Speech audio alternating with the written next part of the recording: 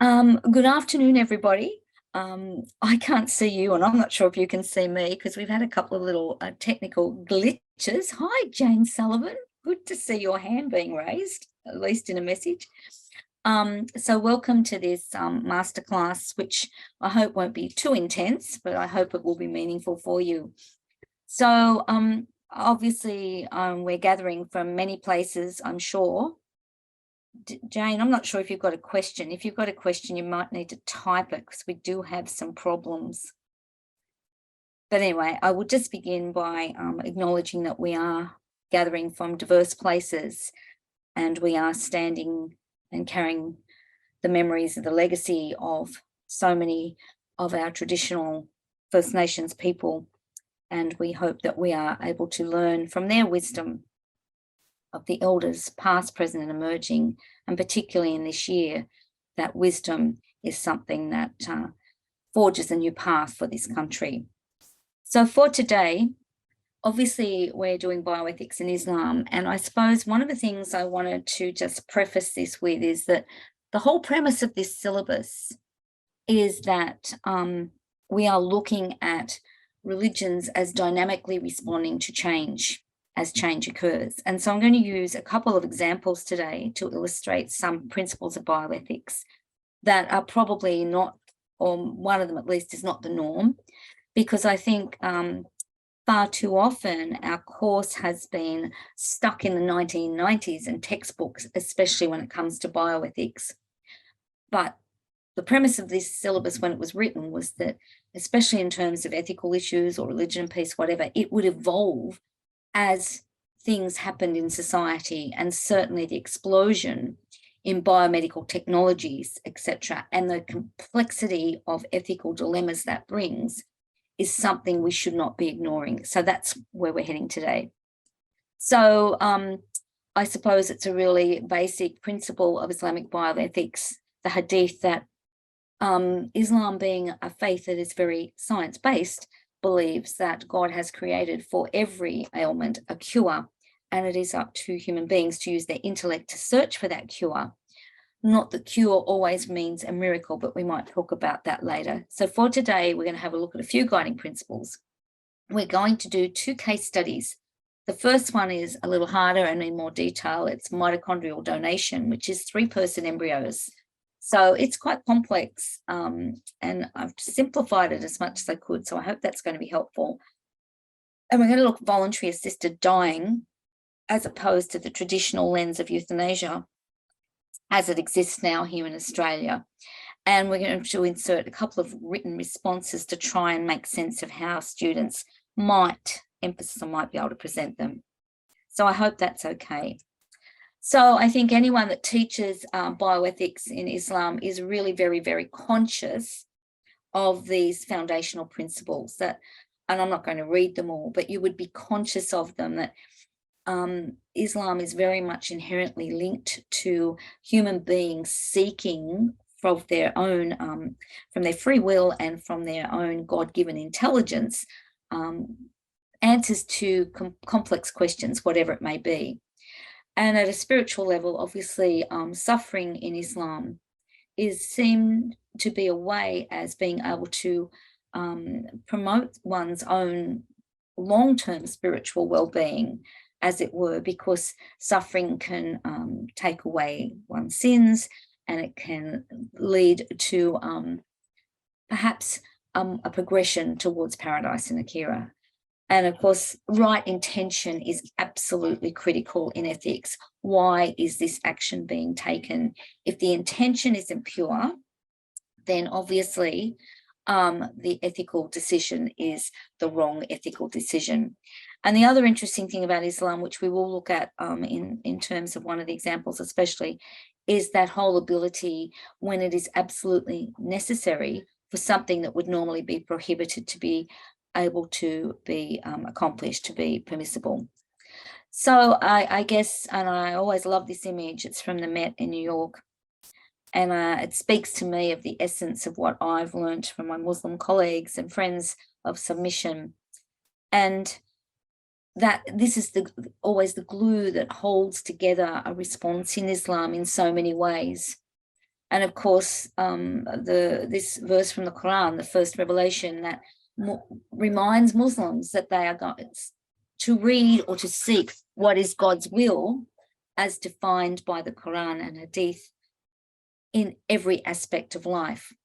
But like all except one chapters of the Quran, it starts with the Bismillah, that beautiful go-to text that Muslims recite all the time about God, the merciful, the compassionate, the beneficent. Differing interpretations or translations do occur. And thus, if God is these things, then so too must human beings try to emulate those qualities in whatever they do. And so we come to our first case study. And this text from the Quran, as simple as it may seem, of course, is pivotal in that it says so much about the Muslim belief in human beings being determined to be in pairs. And that's part of Qadar, the divine determination, that God determines pairs. And of course, then from this flows that marriage is the place where these pairs find fulfillment, and where, God willing, procreation takes place. And that, of course, informs one of the most essential elements of Islam, and that is the significance of lineage. You've got there just one version of the family tree of the prophets.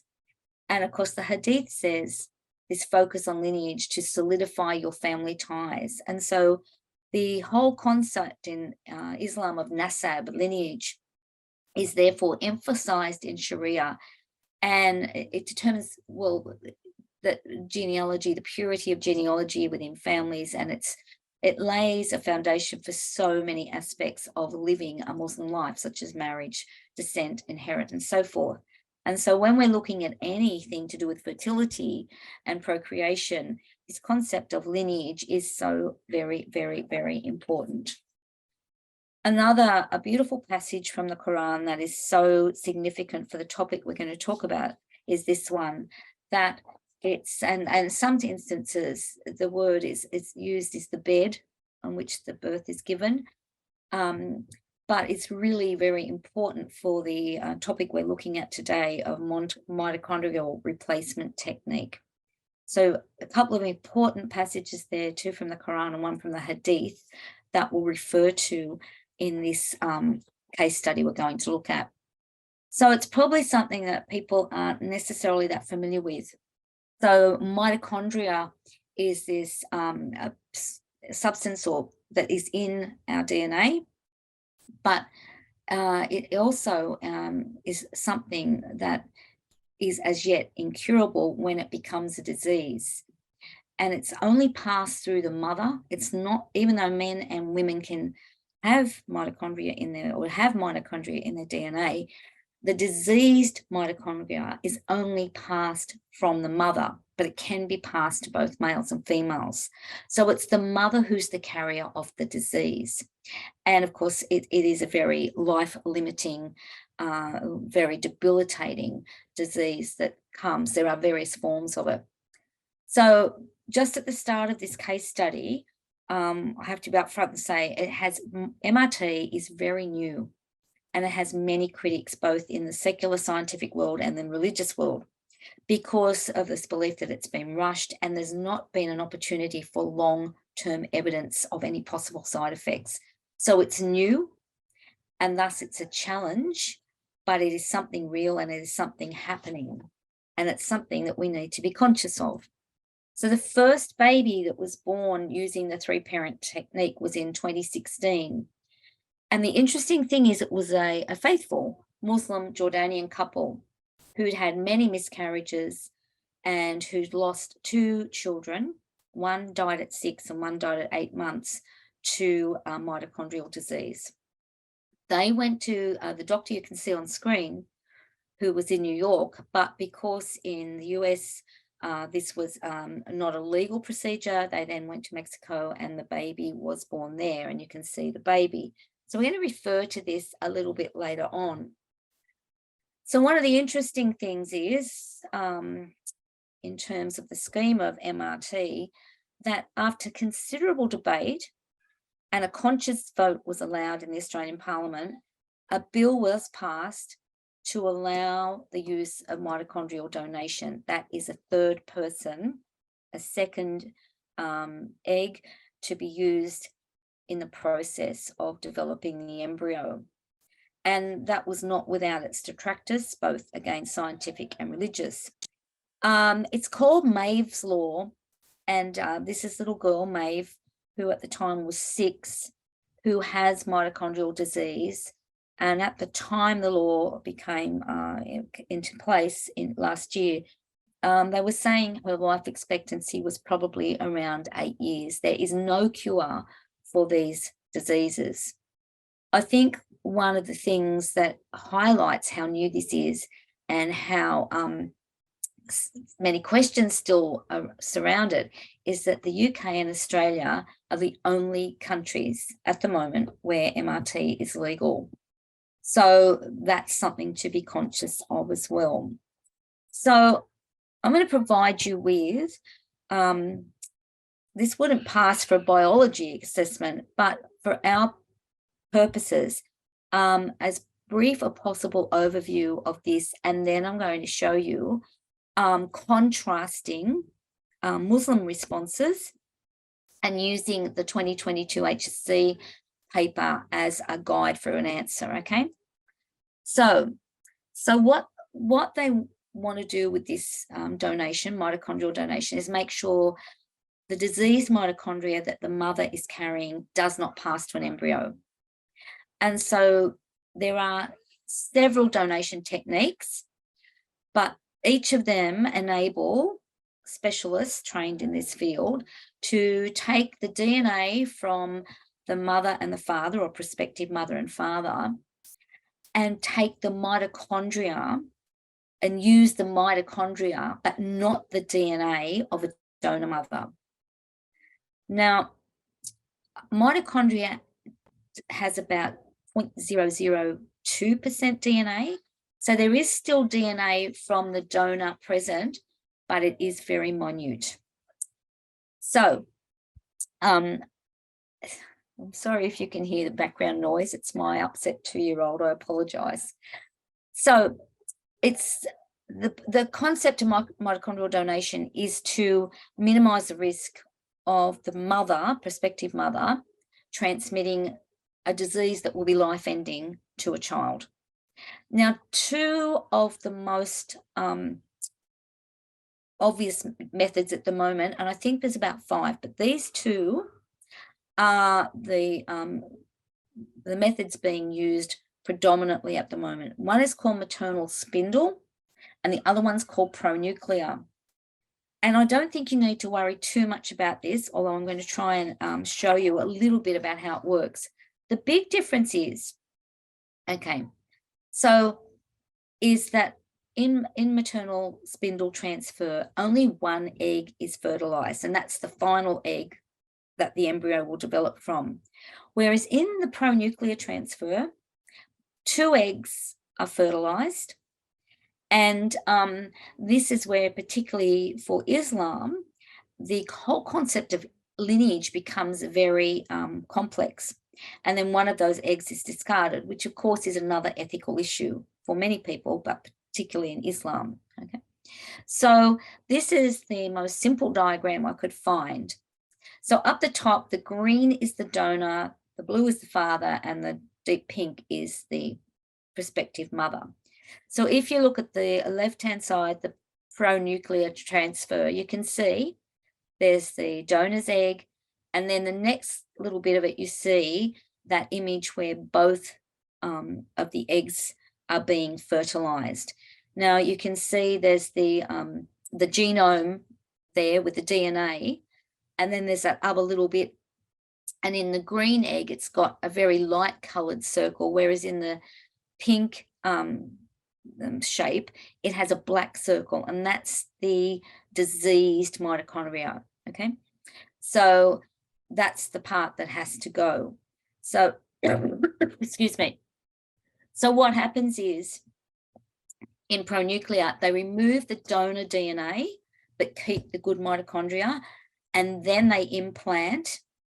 So that's a fertilized egg that in a way is going to be in some ways, well, the other one's going to be destroyed, but they place the DNA from the prospective mother and father from a fertilized egg into that other egg.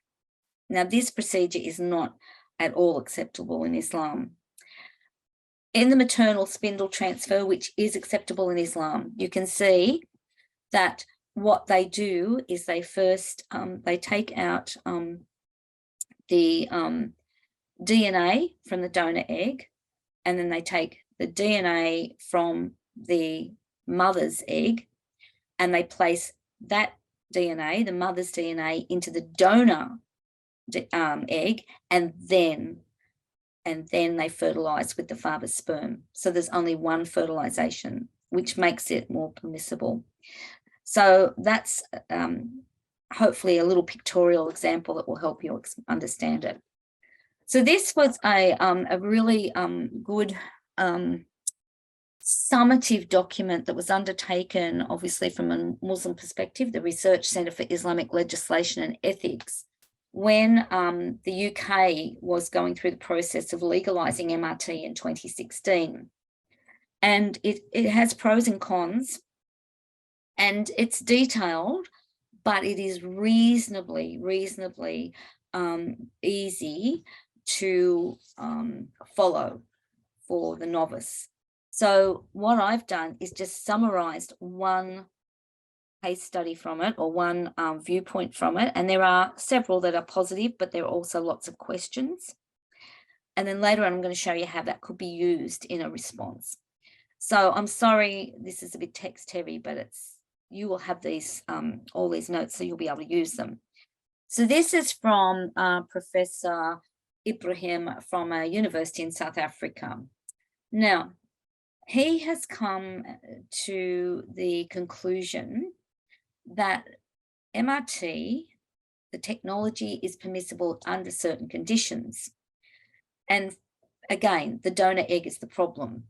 So his initial, I guess, easiest premise is that if there was a polygamous marriage in Islam, which is feasible and possible, then if the donor egg came from a wife within the marriage, then in a situation where that is normal and religiously appropriate, then there would not be a problem.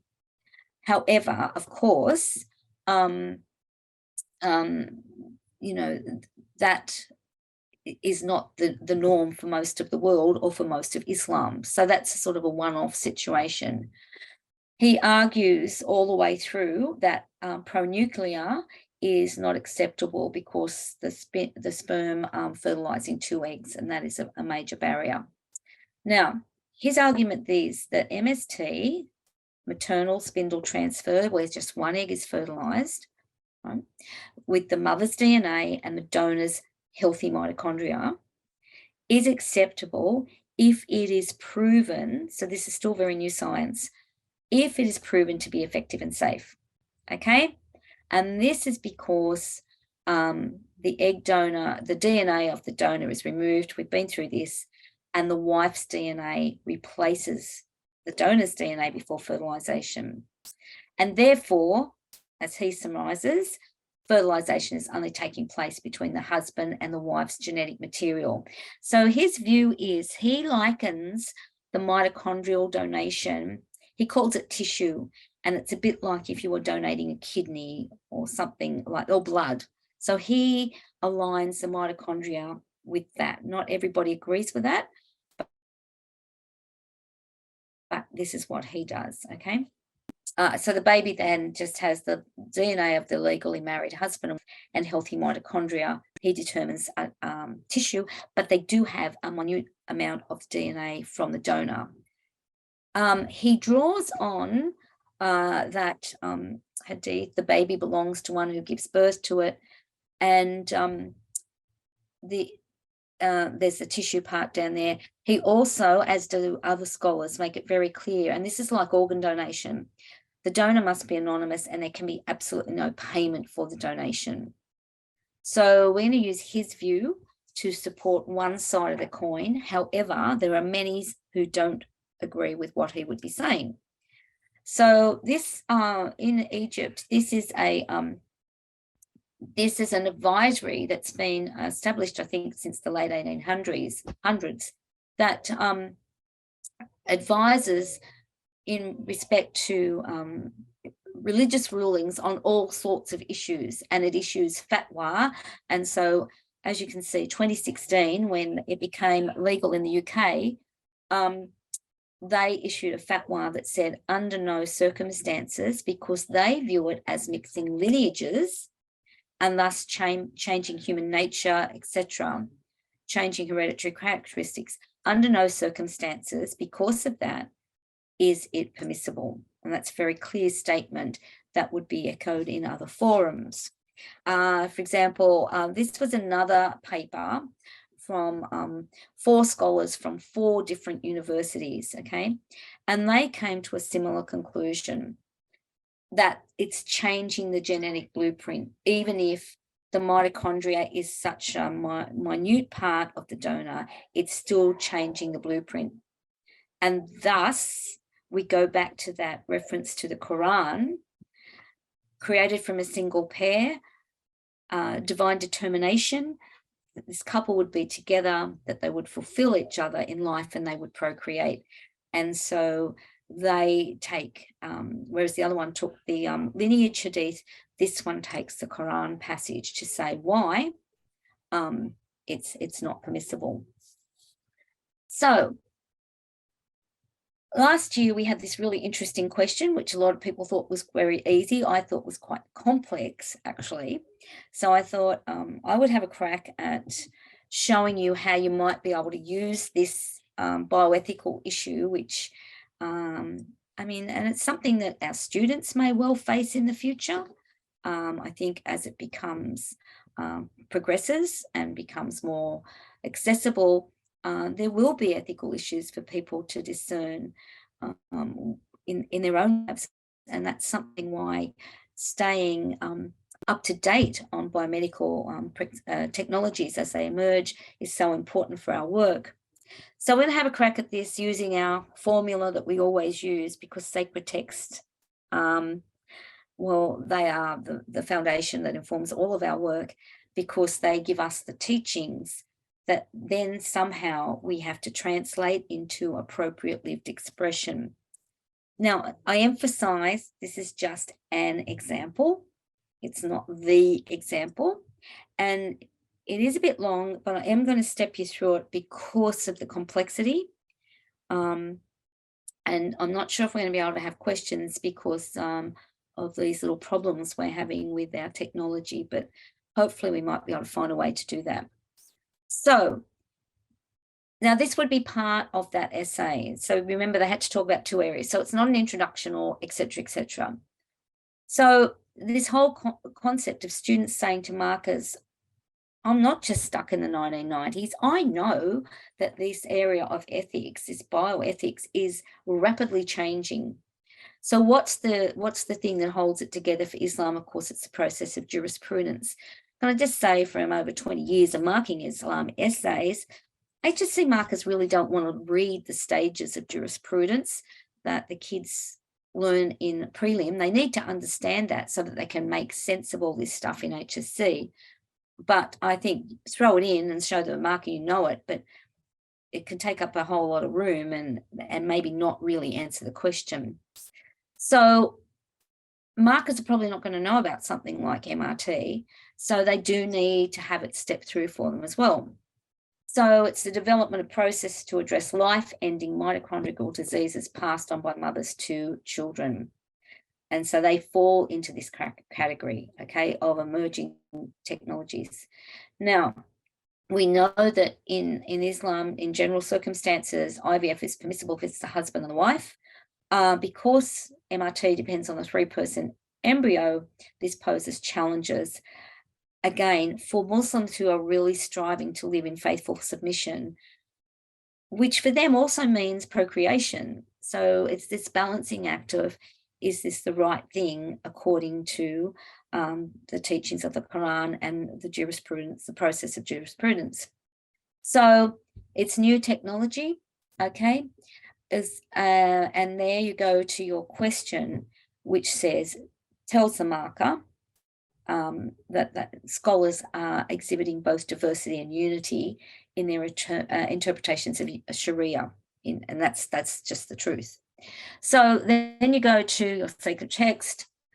That's a lovely short passage for kids to use, informing teaching about Islamic marriage, etc., etc. And then this little explanation: the third-party donor egg is the vehicle for the nucleus, etc., etc., which we've stepped through. But again, that's a really simple little explanation. It probably wouldn't get you an A in a biology paper, but it's enough for what we're doing. Now, we're looking at unity and diversity and unity. So it's caused oppositional views, with many scholars believing it defies others' will. So then you go into the fatwa from Dar Alifta, which says, etc., etc. And I've shortened that and not obviously written the whole thing. So, and then you link that to the hadith that it draws on. So it leaves zero opening for MRT. And the statement there progresses to say that this is the most common Muslim response at this stage.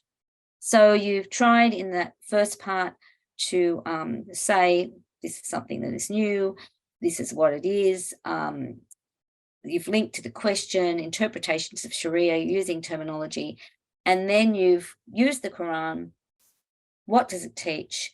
And then again, back to unity and diversity in a different way, oppositional views, and then that, first of all, that absolutely forbidden viewpoint. Then we go into Professor Ibrahim. Now, he also focuses on lineage in his determination, emphasizing the unity of shared belief that exists across Islam on this foundational teaching. So again, you've got to link it to what the question's asking you for.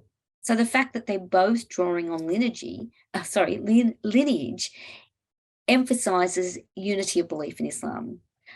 Then comes the but in contrast to Dar Alifta, he's reached the conclusion that it's permissible, and again, if proven to be safe, and then using only that one form of donation that he interprets as preserving lineage, remembering that the others don't necessarily agree with that. So therefore, his view also expresses the diversity of Islam. Okay, it's both unity and diversity. And then this whole point about him arguing maternal spindle transfer is permissible, etc., etc., etc., and so on and so forth. You can read that for yourself. And then, of course, he links to that passage from the Quran that he has cited. So, as a result of these circumstances, Ibrahim believes that MRT maintains lineage when it is a necessity. Remember, necessity sometimes is the point that makes the impossible possible in Islam. So then just a little bit on this to draw it together with a link to the Jordanian Muslim couple.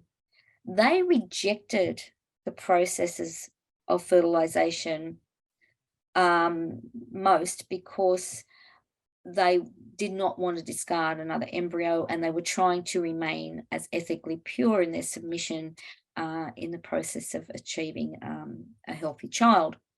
So it reflects that Islamic principles of right intention. They made their choice because it was religiously right for them, okay? And it also obviously alludes to necessity overriding prohibition. And then that little bit about how they lost children. So thus, depending on the views of scholars, their choice was both permissible and impermissible, even though for them it fulfilled the teachings of procreation and lineage. So in summation, this case illustrates the tensions that exist between diversity and unity when it comes to really not just expanding but exploding sphere of bioethics. So you're going to have this PowerPoint and you're going to have time to go through that. And I hope it's making sense. I don't know if anyone's able to make a comment on, because I can't actually see any comments, so I'm not sure. If I stop the share, I'm just going to stop the share for a minute to see if I can actually see. I can see Anthony, but I can't see anybody else. I can see one Q. Okay, thanks, Jane. You're a legend. Thank you. I can see that. Okay, all right. Okay, all right. I'll go back to my screen share and I'll try and pick up where I was. I was up to, I think I was up to, sorry, forgive me. So I'm up to here. Okay. Right. Okay. So the other issue, oh, I can see another question, I think. Hi, Alexander. I'll talk briefly about organ transplantation. I'm not going to talk about abortion because, to be honest, I would prefer that it wasn't necessarily presented. It becomes across as very black and white, and it often comes across, kids write about it as making it seem like in Islam it's quite easily permissible, when really that's not the case. Like, the whole reason Muslims are opposing elements of MRT, even though it's very early on, is because embryos are going to be destroyed right at that original, very, very first formative stage. And so I think there are so many other issues, and I do think in our schools we need pastorally to discuss abortion as a very significant topic, but it always concerns me the way that's presented in an almost glib black and white manner that is devoid of the human element, and it's not necessarily in Islamic life as easy as it may appear.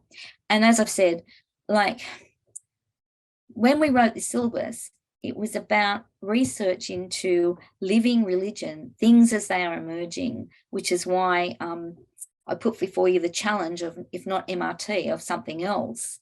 You know, and I agree, it is a challenging topic because it's taken me days to get my head around it myself. But in terms of organ transplant, by far and away, the majority of Muslims are supportive of it, because whoever saves the life of one saves the life of many, and so forth. There are very few, and it's actually quite hard to find specific examples of where it's absolutely forbidden, transplantation. Obviously, the sale of organs for financial gain, or the stealing of organs, is absolutely always forbidden. But in most instances, and I can't do it now, I have got a whole long thing on it using, you know, hadith and qiyas and things, you know, that show using, you know, for example, when a woman who had died and her baby was still moving within her, and so they cut the baby from her to save the baby's life. That is used as an analogy why it is possible to, more than possible, it's really permissible, and it's highly commended if by donating, be it your blood or a kidney or so forth, is recommended, because it might save somebody else's life. If you want to send through somehow your contact details, Alexander, I would send you that organ donation material if you like, or I can just give it to Anthony Munro and he can publish it somewhere. I'll do that.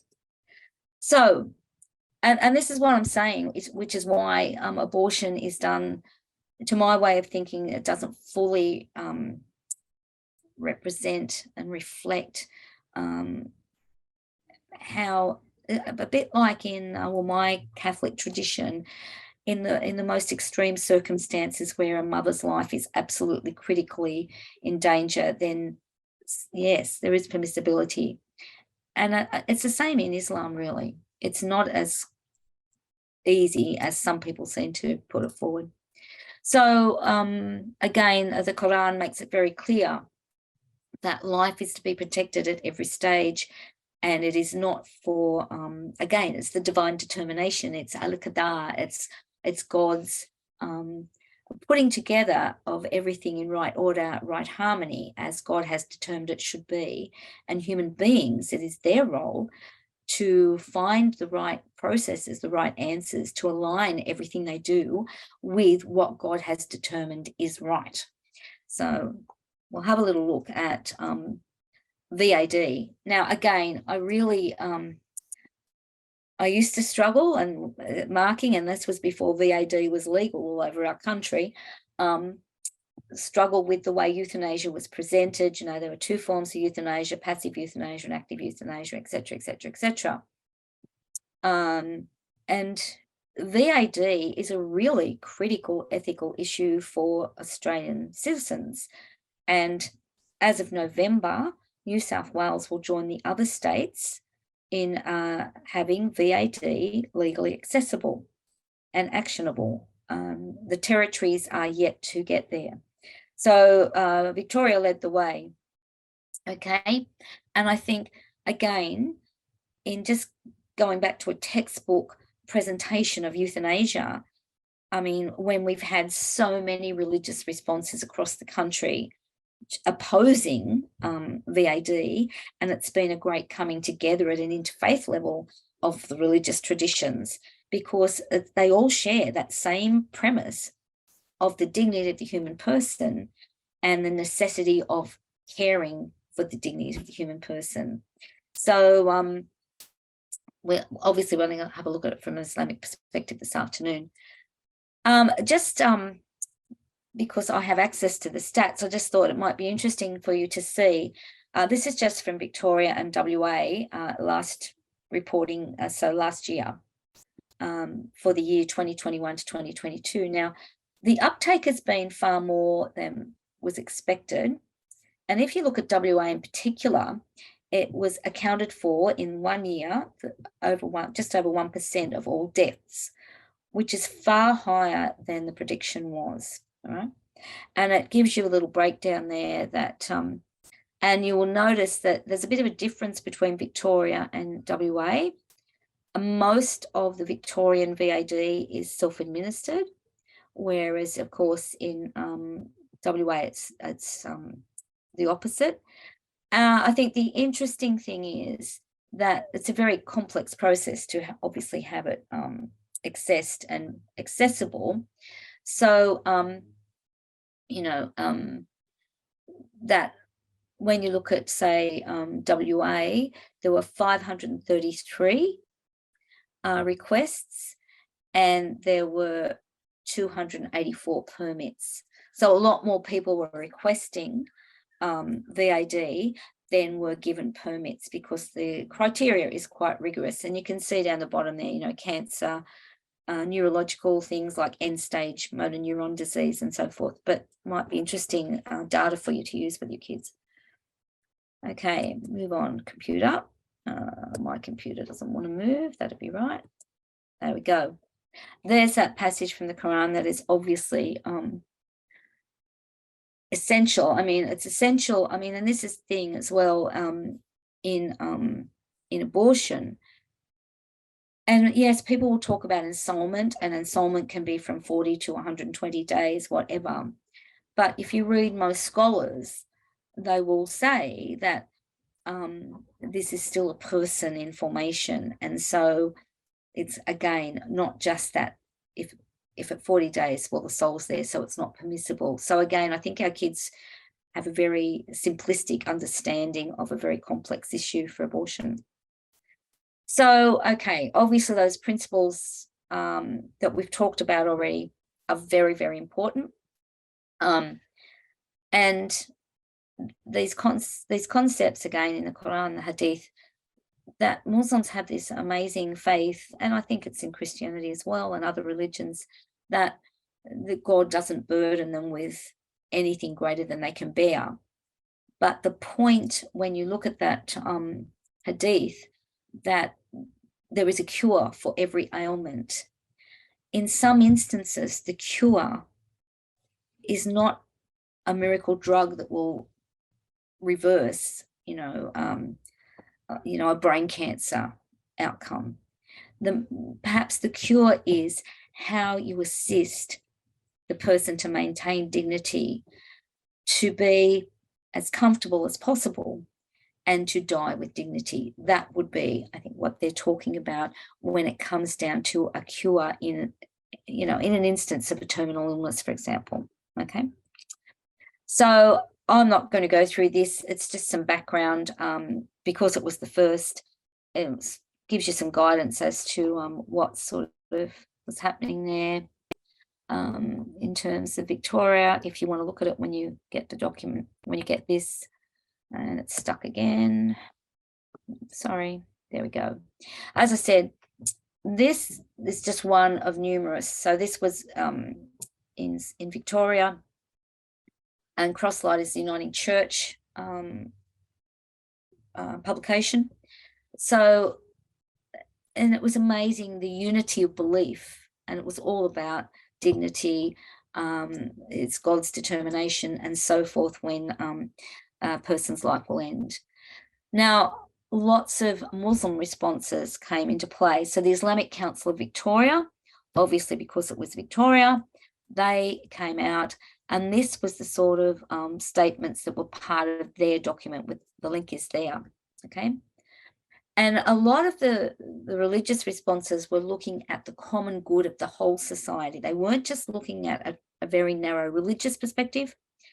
And the whole way through, every response has highlighted the absolutely critical need for better palliative care across the country, particularly when you think about it outside the big cities, for those who don't have access to high-end, high quality care towards the end of life. So it's a really important thing. One of the most important documents, it's really short, and it has been, I think, the go-to for Muslims in all states, and it, in one page, completely and easily defines the Muslim position in respect to voluntary assisted dying. And if you can get the kids to start using that terminology, it is the contemporary terminology. Sometimes it's physician-assisted dying, but as you saw in the stats, for example, in Victoria, most of the actual process of dying is not administered by a physician. It is administered by the person themselves. So that's why voluntary assisted dying is the preferred term. So they draw on the Quran, and that's a very clear statement. Do not kill yourselves. That's the start and that's the finish. So the other thing that the Imams Council document has, and I think these are really important things, and that kids need to be writing into a response on this sort of a topic. Now, that they are people who have mental control of their faculties are absolutely permitted to refuse medical treatment. Okay, so if they say no more chemo, if they say I don't want any more sustenance, that's perfectly permissible if their faculties are intact. Okay, now the whole thing is that obviously because God has provided a cure, of course medical experts have to exhaust every avenue to assist someone, but they also have to maintain the person's dignity to the greatest degree. And sometimes exhausting every avenue, you hear of some dreadful cases where people, perhaps very, very elderly people or very near the end of death, and I've heard of cases where, a child or somebody has come in and said, why is that person, my father, been given morphine? Stop giving that, and absolute refused permission, and the person has died in absolute agony. So, there's that balance, and which, of course, balance in Islam is very important. Now, all forms of palliative care are permissible. Thus, medications that might dull a person's conscious awareness are acceptable in the state of necessity. Thus, in that instance where the pain is excruciating, obviously to cure the pain and to treat the person with the dignity they deserve, drugs that would not otherwise be permissible would be because of a state of necessity to care for the person. And that's a really important thing. I mean, in terms of this unity diversity thing, there really is no diversity of opinion on VAD in Islam. That doesn't mean that some Muslims might not agree with VAD. And I did get some statistics to show you. I'm not sure if that's next. Oh, this is, I'll show you, I think it's here, but I'll show you when I get there. This is an excellent document. It's a really short document. It's easy to read. And it was an interfaith. This was from Queensland in 2019, okay? And the president of the Islamic Council of Queensland was part of this document. And again, it was stressing, even the title of it. I've shown this to some kids and they go, what do you mean? You can't have a good death. And the argument is, from a religious perspective, you can. And so it's well worth a read. And that was a focal point of that document, right? High quality palliative care, better education, and better conversations in families, as well as, you know, in medical and religious communities. So that was the common message that came out across the country. We have to do better at how we care for especially the terminally ill. In New South Wales last year, there were lots of similar sorts of things going on.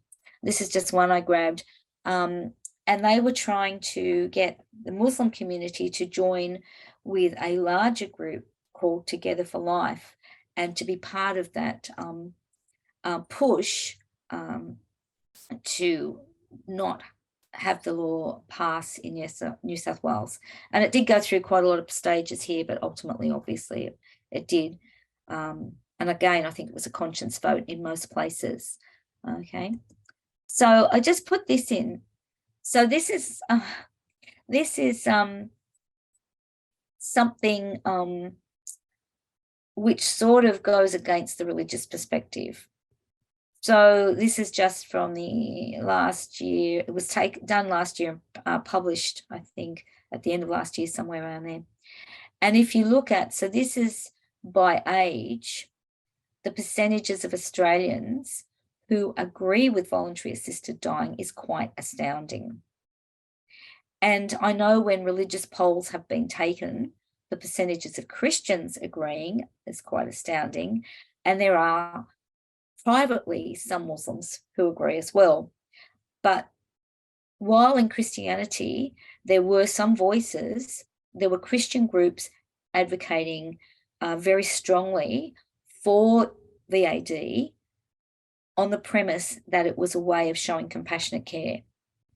And so they were using Christian scriptures to say why, okay? In Islam, you did not get that. You got a very unified response. No, you cannot do this. Only God can take a life. So this was the 2019 HSC, okay? Quite a long passage, a lot for kids to process. And so this is a simple late night attempt to sort of do something with it. And I'm sure you might be able to do a lot better. So this is a little crack at this one. So I think, again, because so many people are still just teaching traditional euthanasia, you've got to tell the teachers what this is about, okay? So, etc.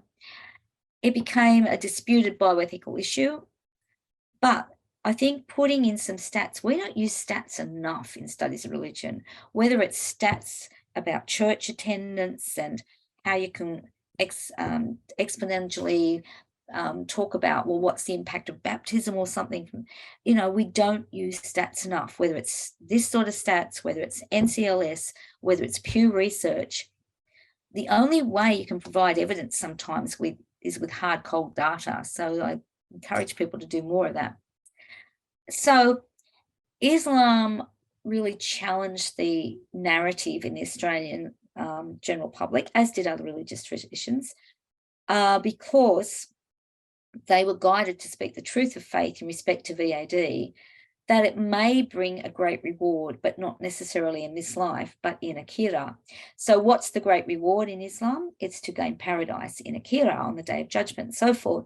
So even that little nuance, that's a good text, that's a good passage for kids to have a look at in thinking about, well, what is the goal for Muslims? Well, the ultimate goal is really that end goal in paradise. So the National Imams Council document is referred to here, and excuse me, hold on. As it says here, it remained a primary guidance for Muslims. The foundational truth for Muslims: life is a gift determined by God, and there are no circumstances under which VAD is permissible. And there's that passage from the Quran that the National Imams Council used. So you've made it quite clear that really there's no choices in Islam.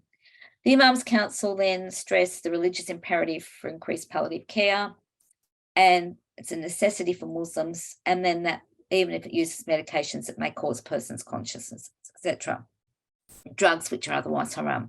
So I think that's one way that you can show a little bit of diversity in Islam, because people have this opinion that Islam is so black and white that you can only do this, you can't do that. But that necessity is really important.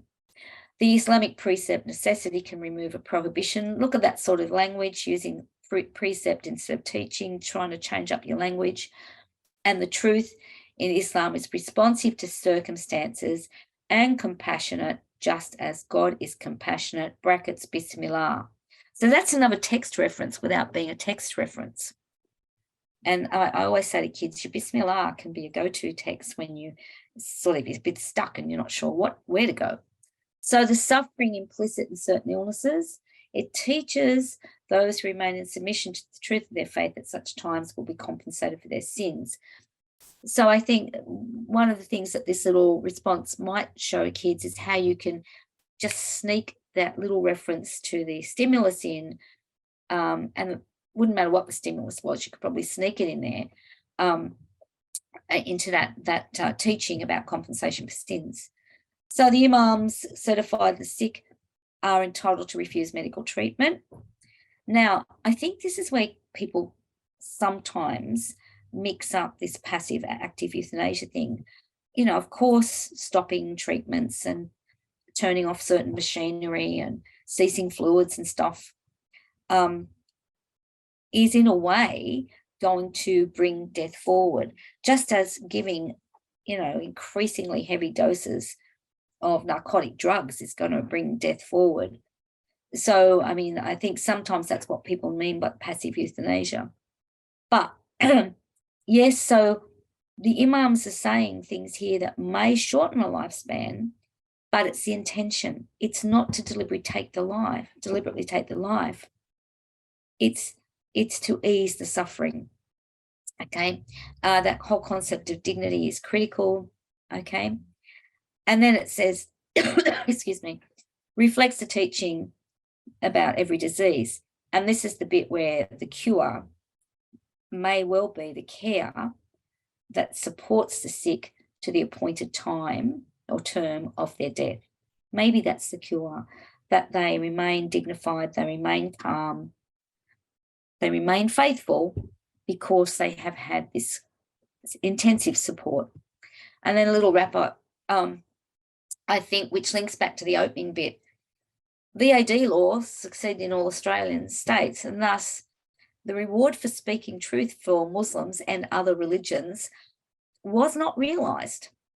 Religions failed in this instance to change the public narrative.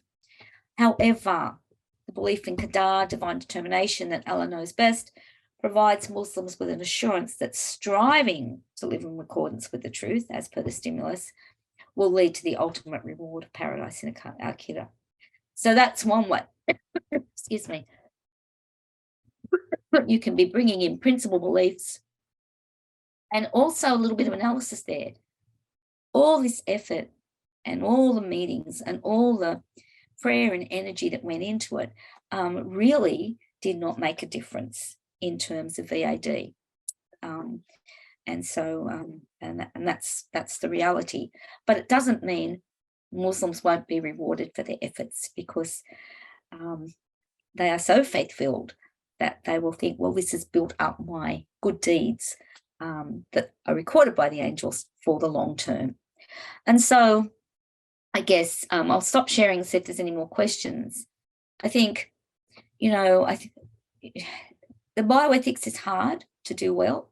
I think all the ethics are hard to do well because it's hard to get ourselves out of what we've always done and to go something new. But I suppose hopefully our work is fruitful, and it does some sense of peace in terms of what we do in this sphere with the kids. So if you've got any questions, do you want to put them in the chat if there's anyone left? Thanks for sharing. Thanks for being here. Okay, take care. God bless. See ya.